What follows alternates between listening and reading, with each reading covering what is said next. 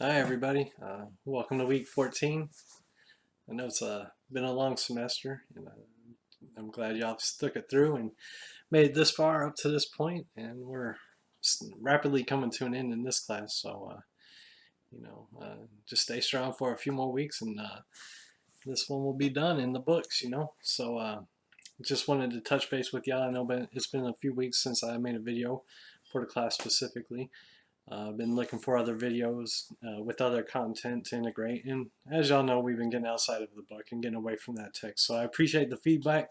This is, the first time I've taught stats online, so trying to figure out where everybody's at. It's a lot more trickier for me, I guess. In my mind, I overthink things a lot, so I appreciate the feedback and everybody, staying strong and working through all the assignments every week. And there's just a few more weeks left and a few more topics to consider. But that being said, we've covered a substantial amount of material in here.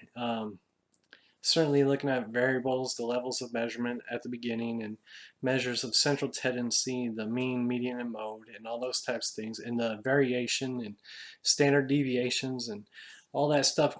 Hopefully you see it coming together within the t-test and an ANOVA, right?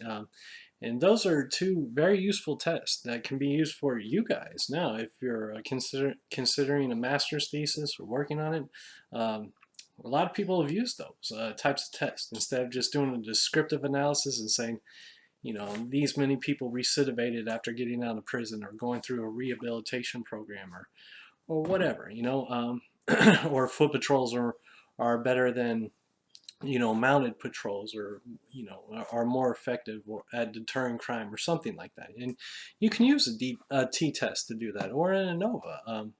If y'all think back to the Kansas City preventive patrol experiment, hopefully y'all are familiar with that, where they had a control group, a group where they saturated the area, and a group where they didn't conduct any patrols at all.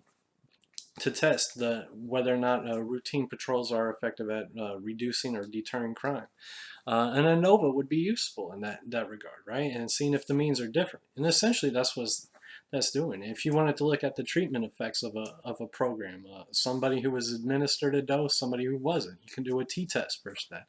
Like being sent to school suspension for kids or youth, or being admitted to a treatment program versus placed directly on probation or into the system, and comparing those types of individuals and those groups. And these statistical procedures that y'all have already discussed can be applied in that regard. All right, and really it's just looking at if there's a significant difference in the means, accounting for the variation. So that's what the analysis of variance does. Simply put, that's essentially what it does. But and that's just looking beyond just the descriptive features of data. And then, percentages are interesting to look at. 60% of people who get out are going to reoffend within 3 years after they get out of prison, or something like that, right? With that's interesting. But what does that tell you about the 40% who don't, and what type of prison were they coming from? And you can compare those types of things with the statistical analysis that y'all are aware of right now. And they will be useful, and a lot of people have used them in master's thesis and dissertations and even articles. And that's what we had y'all doing for over the Thanksgiving break, is looking at that for extra credit, trying to find an article, because people have published that, and those are useful analysis. Now we're just going to get a quick introduction for these next couple weeks into regression analysis. And really what regression does is it tries to put a line between two variables. It tries to find a mean between two variables and how those values fluctuate, how one variable affects another, essentially, in a bivariate regression analysis. And that's what we're going to focus on this week, and doing it by hand.